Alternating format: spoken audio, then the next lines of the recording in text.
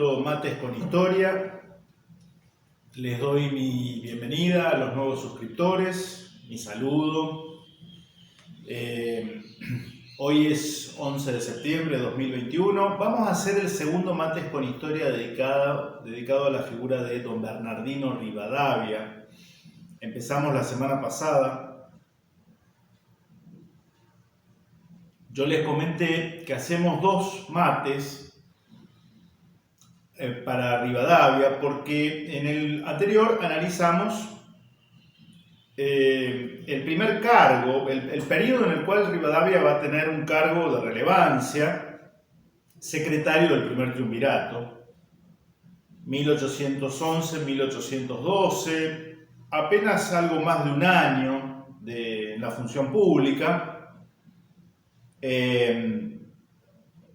Va a ser derrocado por un golpe el 8 de octubre de 1812. Ese golpe va a estar encabezado por Carlos María de Alvear y José de San Martín, ambos al frente de sus respectivos regimientos. Habían llegado a comienzos de 1812, procedentes de Europa. Hemos analizado en el caso de San Martín. Les dejamos el link a lo de San Martín. Entonces acá ya empieza un poco la tensión entre ambos personajes. Rivadavia y San Martín van a ser acérrimos enemigos. La historia mitrista se ha encargado de disimular cuanto pudo esa circunstancia debidamente acreditada. Hay una anécdota que cuenta que en un evento social, en una cena, por aquellos años en la que comparten la mesa Rivadavia y su señora y San Martín, recientemente casado, con remedios de escalada, el contrapunto, la discusión entre ambos, tenían personalidades tan opuestas, fue creciendo y estuvieron a punto de irse a las manos. Esa anécdota la he leído en varios autores, no recuerdo ahora uno con precisión. Pero al margen de esas diferencias de personalidad, que pueden darse y no significan más que eso, la enemistad va a tener su origen en los distintos proyectos políticos que interpretaron cada uno de estos dos hombres, ¿no?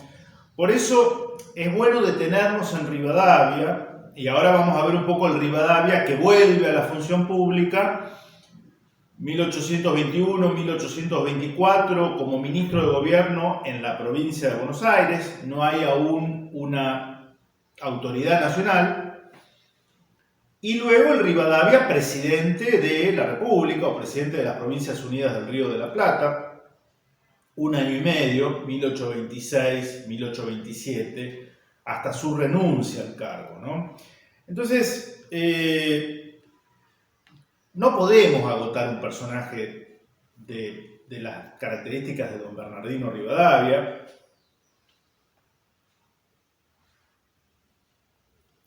Pero algunas cuestiones.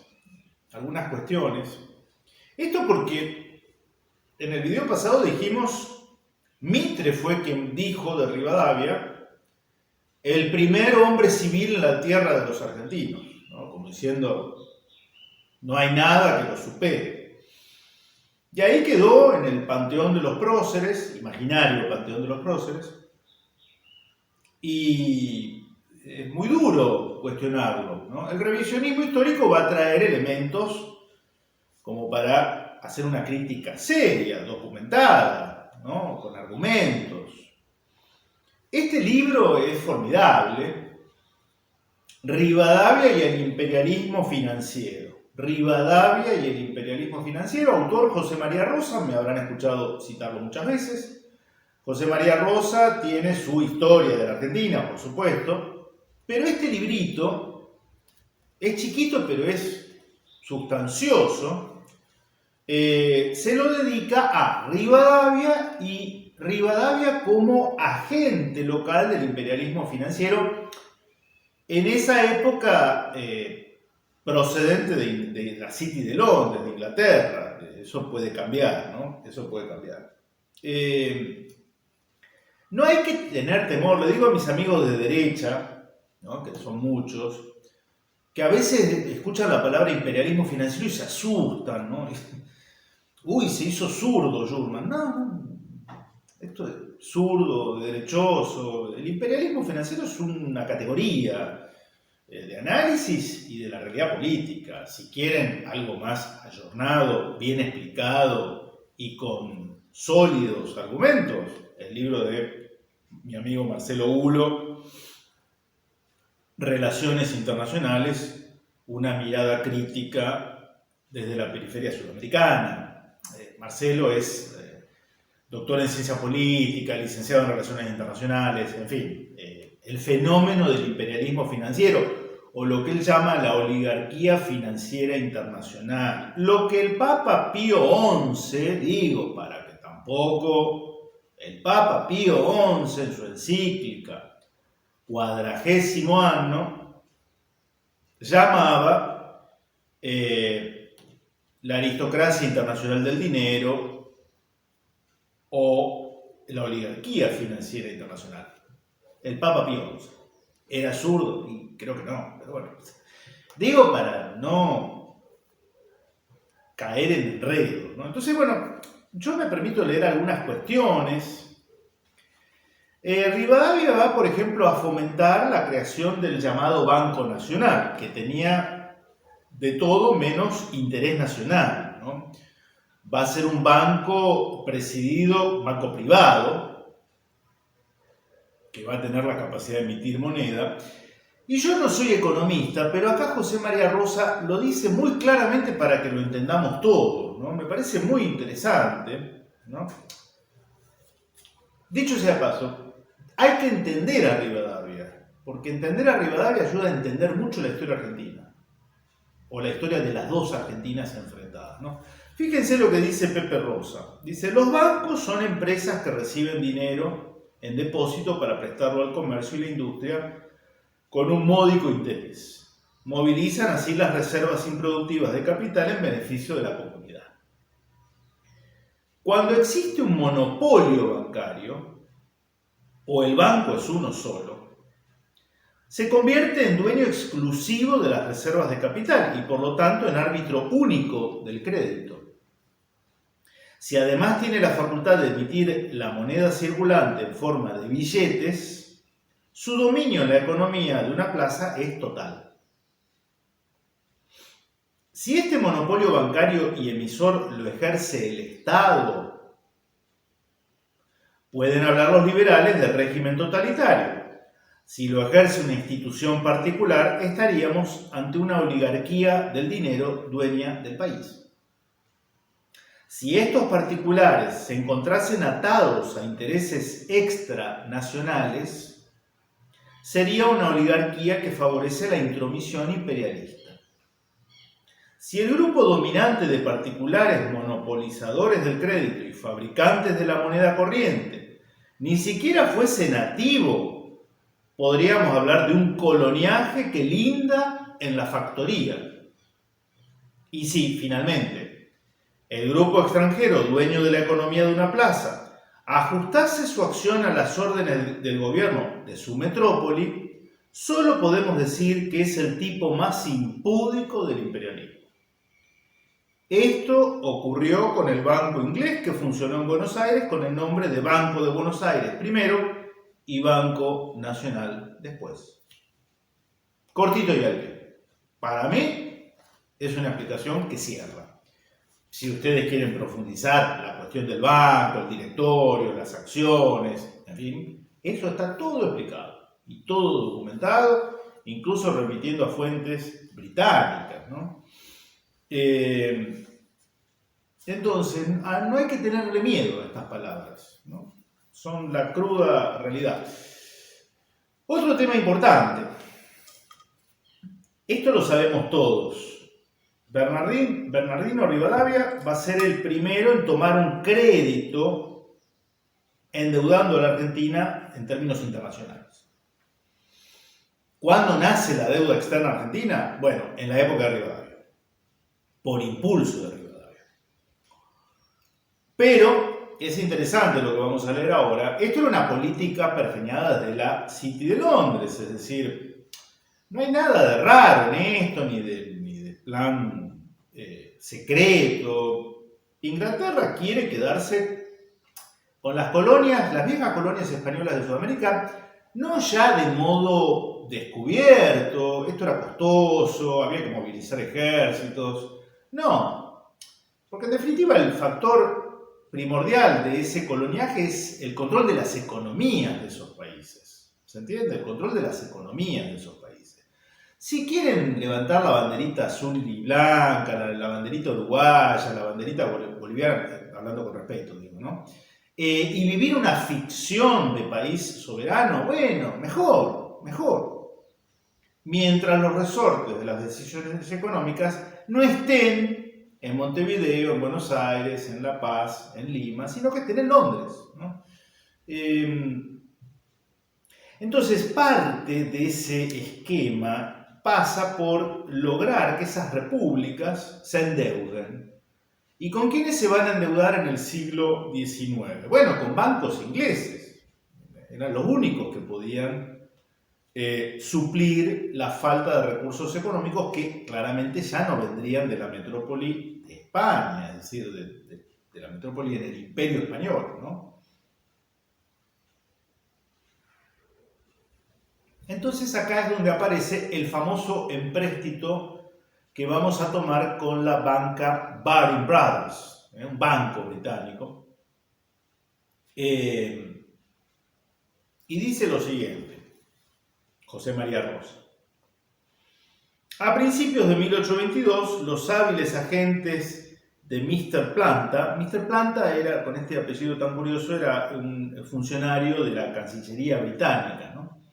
Destinado a la política británica hacia Sudamérica. Los agentes de Mr. Planta en México, Lima, Bogotá, Guatemala, Santiago de Chile y Buenos Aires han conseguido que los 6 estados votasen leyes de empréstitos curiosamente semejantes en sus montos, entre 1 y 2 millones de libras, tipos de colocación al 70 o 75% y cuantía del interés entre el 5 y 6%, aunque diferían en el objeto de las inversiones. En Perú y Colombia para concluir la guerra de la independencia, en México y Chile para levantar defensas militares, en Guatemala a fin de enjugar déficits de presupuestos, y en la pacífica y comercial Buenos Aires de Rivadavia, desentendida de toda guerra, ajena a defensas militares y con un presupuesto floreciente por haberse incautado de las rentas nacionales, la aduana, ¿no? Para construir un puerto en la capital, el empréstito, ¿no? ¿Cuál era el destino en Buenos Aires? Para construir un puerto en la capital que facilitase el acceso a los buques ingleses, fomentar puertos ribereños para servir a los productos a exportarse y proveer a Buenos Aires de un servicio de aguas corrientes como en Londres. En total, los 6 estados hispanoamericanos quedaron obligados entre 1822 y 1824 por 18 millones de libras esterlinas, debiendo cubrir anualmente intereses por 1 millón de libras, a cuyo servicio hipotecaban los producidos de sus rentas y en algunos casos, hipotecaban el producido de sus rentas y en algunos casos, nosotros, su tierra pública y territorio. O sea, ¿cuál iba a ser la garantía para el caso de no pago de esa deuda? La tierra pública argentina. Esto es así. Y acá José María Rosa dice algo muy interesante. Los empréstitos como instrumento de dominación. Me permito lo siguiente. Pedir un crédito puede ser algo inevitable, ¿sí? Para un Estado o para una persona. El problema no es que el crédito en sí sea demoníaco y satánico, no, es una circunstancia, es un salvavidas. El tema es con qué fin me presta el que me presta, con qué fin yo tomo un crédito y las condiciones de ese crédito. ¿Se entiende? Esto para hacer una salvedad. Y continúa nuestro amigo José María Rosa. Castlereagh, el primer ministro británico, no podía hacerse ilusiones sobre el pago regular de los intereses y amortizaciones de los préstamos. Eran las jóvenes repúblicas sudamericanas que vivían en el caos, la anarquía y la guerra civil. Bien debía saber, por los inteligentes informantes de Mr. Planta, la insolvencia presente o futura de los deudores. Uno dice, entonces, ¿por qué prestaban a quienes no iban a poder pagar? ¿Ah? Digo, para los liberales económicos, ¿no? Pero el objeto de los empréstitos no era terminar la guerra con España, ni un penique se gastó en eso, ni levantar fortificaciones, ni construir obras públicas, menos que los ahorristas ingleses gozaran de una renta segura del 5 o 6% de sus inversiones. Poco le interesaban los ahorristas londinenses al Tory Castlereagh, era Tory, digamos, en la política interna británica, ¿no? Cuya clientela electoral se reclutaba exclusivamente en los propietarios de tierras. El objeto, como lo demostraría el tiempo, era solamente atar a los pequeños estados hispanoamericanos al dominio británico mediante un firme lazo. Si no pagaban, que no podrían hacerlo, mejor. Entonces pendería sobre sus gobiernos como una espada de Damocles la amenaza de una intervención armada que ejecutase las garantías. Aunque desde luego no habría intervención a no ser que la tosudez criolla le hiciera imprescindible. Esto va a venir con Rosa, ¿no? El Reino Unido estaba dispuesto a comprender que las turbulencias políticas y administrativas de los nuevos estados impedían o retardaban el cumplimiento de sus compromisos financieros, siempre, claro es, que sus gobernantes no le dieran otro motivo. Era generoso con sus amigos y sabían mantenerse amigos. Lo comprendió, presten atención a esto, lo comprendió aún antes de la moratoria el ministro de Hacienda argentino, Manuel José García. Sí, Manuel José García, el mismo que va a firmar el Tratado de Paz con el Brasil más adelante. En este momento es ministro de Hacienda del gobierno de Rivadavia. Al expresarle en 1825 al gobernador de Corrientes, Pedro Ferrer, que no era posible proteger las industrias criollas del interior, pues, y cita, no estábamos en circunstancias de tomar medidas contra el comercio extranjero, particularmente el inglés, porque hallándonos empeñados en grandes deudas con aquella nación, nos exponíamos a un rompimiento que causaría grandes males. Es decir, acá tienen entonces el crédito como lazo firme con el que sujetar la política económica de los nuevos estados. ¿Por parte de quién? Por parte de Inglaterra. Garantía de esa deuda el territorio. ¿Interesada Inglaterra en el pago regular de intereses y capital? No, si no podían pagar mejor. ¿Por qué? Porque pendería siempre la amenaza de una intervención, y tenían los medios para hacerlo, para ejecutarse las garantías. Y consecuencia concreta y práctica, la que acabo de leer, Pedro Ferrer, gobernador de Corrientes, quería una política proteccionista de las economías locales. Es decir, que hubiera impuestos a los productos extranjeros, los productos industriales británicos. Y la respuesta que recibe del entonces ministro de Hacienda, no podemos hacer eso, por los motivos que dio García. Seguimos con el libro, estamos leyendo fragmentos de Rivadavia y el imperialismo financiero de José María Rosa. Hermoso librito, ¿no? Muy recomendable. Habla luego de la ley de enfiteusis, ¿no? La famosa ley de enfiteusis que algunos rivadavianos han propuesto como la primera reforma agraria de la tierra. En fin, hay que tener un poder de imaginación fantástico, ¿no? La ley de enfiteusis, que es un poco reorganizar la tierra pública y la tierra fiscal, Va a terminar en el latifundio en provincia de Buenos Aires, pero va a tener otras consecuencias. Dice Rosa, desalojo de los intrusos. Las tierras ganadas a los indios estaban desiertas, pero no ocurría igual con las localizadas dentro de la primera línea de fronteras. Eran baldíos ocupados por criollos sin más título que una larga posesión, un rancho y algún rodeo de vacas. ¿Se acuerdan cuando hablamos de trinitarios pobres y porteños ricos? Bueno, esos criollos que hacía siglos que vivían en las afueras de Buenos Aires e incluso más tierra adentro, ¿no? No tenían título de propiedad, la ocupaban desde tiempos ancestrales y podrían haberla adquirido por usucapión, es un término técnico jurídico, ¿no? Por prescripción adquisitiva, digamos, ¿no? La posesión indefinida en términos pacíficos, la podrían haber adquirido, pero fíjense, muchos de ellos, si no todos, eran propietarios por posesión larga y pacífica, pero no habían gestionado el título.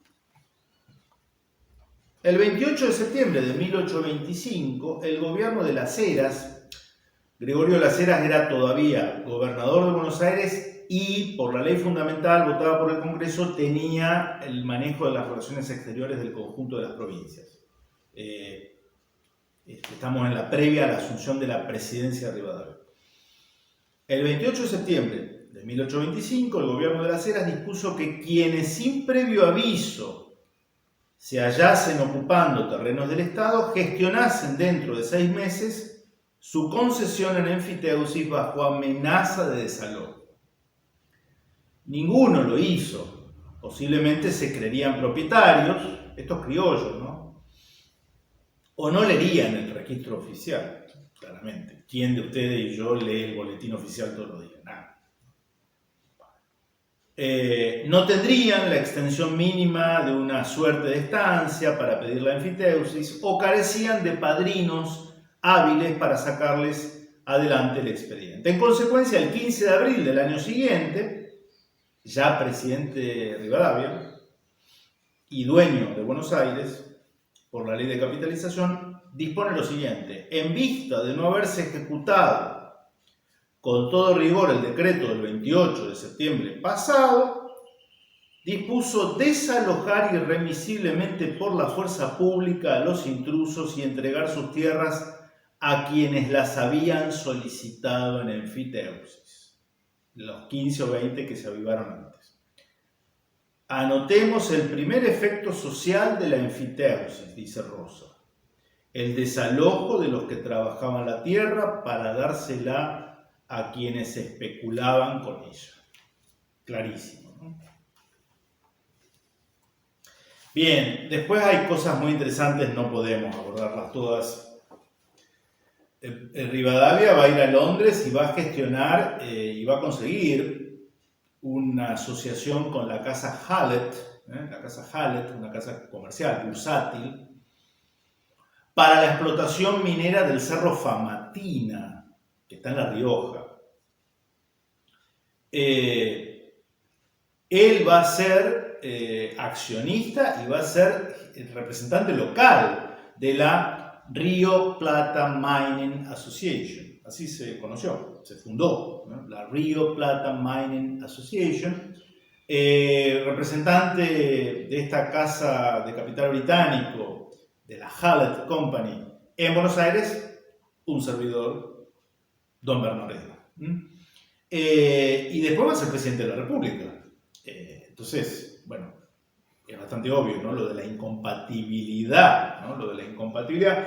Esto lo analizamos, qué va a pasar con esta empresa y su lucha con quien era riojano y que también tenía intereses comerciales en la explotación del Cerro Famatina, que estaba en La Rioja, Facundo Quiroga. Lo vimos a dedicarle un Mates con Historia a don Facundo Quiroga. Para ir cerrando, me parece muy interesante lo que dice José María Rosa al final, bajo el título Reflexiones sobre el imperialismo. Me parece muy interesante, muy interesante. Dice, imperialismo, dice el diccionario de la Academia, es el dominio de un Estado sobre otro por medio de la fuerza. No es la acepción empleada entre nosotros. La acción del Estado dominante es indirecta y sutil y se apoya en la voluntad de los dominados, o por lo menos de una parte destacada de ellos. No es tanto una imposición desde afuera, es sobre todo una aceptación desde adentro.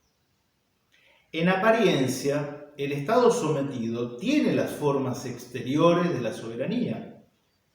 La Argentina de Rivadavia ha declarado su independencia, posee un gobierno reconocido en el exterior y un orden jurídico aparente. Usa bandera, escudo, himno nacional y además símbolos nacionales, y tiene sus contornos delineados en los mapas con colores propios. Pero no podemos considerarla nación soberana porque no maneja su destino y su quehacer no se dirige a las conveniencias de la propia comunidad. Es una verdadera colonia manejada por una metrópoli, pero pocos tienen conciencia de este sometimiento. Ni siquiera los federales, el Partido Nacionalista, que tardará en darse cuenta del vasallaje. Interesante. La relación imperialista entre una colonia y su metrópoli poco tiene que ver con la debilidad de esta y fortaleza de aquella. Un país puede ser pequeño, económicamente subdesarrollado y aún encontrarse sometido por las armas sin dejar de ser una nación si tiene una mentalidad nacional y obra dentro de sus posibilidades con la voluntad de manejarse a sí mismo y la finalidad de sus exclusivas conveniencias. Tampoco caracteriza a una colonia el hecho de producir materias primas o víveres o aceptar el capital foráneo si los intereses mercantiles o financieros extranjeros no tienen el control de su política. El ejemplo es Brasil en 1826, colonizada económicamente por Inglaterra, pero que tiene una mentalidad nacional expresada, entre otras cosas, por el conocimiento de este sometimiento material y la voluntad de liberarse. Solamente un país es colonia cuando quiere serlo. Es contundente José María Rosa. Solamente un país es colonia cuando quiere serlo, cuando hay una voluntad de coloniaje en sus gobernantes y en la clase social que los apoya. La fuerza no construye nada durable, ya lo advertía Castlereagh al iniciar en 1809 la política del imperialismo mercantil británico. El dominio de la metrópoli sobre la colonia se basa en una coincidencia de intereses entre los metropolitanos y la clase gobernante indígena. Aquellos producen manufacturas y estos víveres, o aquellos exportan o controlan capitales que estos administran.